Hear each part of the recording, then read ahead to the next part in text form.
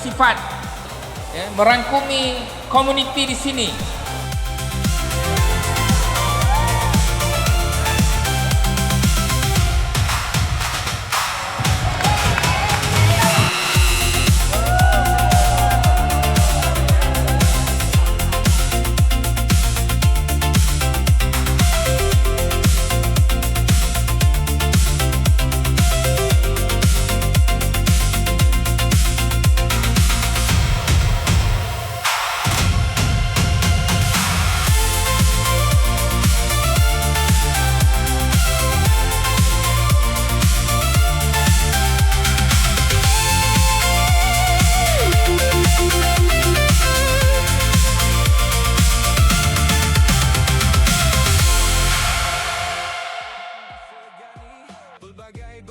Hidup harmoni, muafakat, utuh, bertoleransi.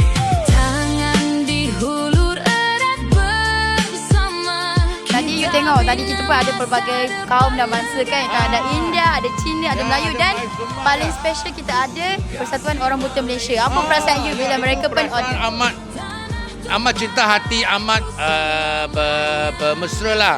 Ada tengok orang buta pun mari, OKU pun mari. Satu hari ada OKU mari, dia orang pun boleh jalan. Mari sama sekali jalan dengan orang kita sama sekali. Saya rasa diorang sangat membawa energi yang positif. Jadi saya macam bersemangat, saya macam happy. Yeay!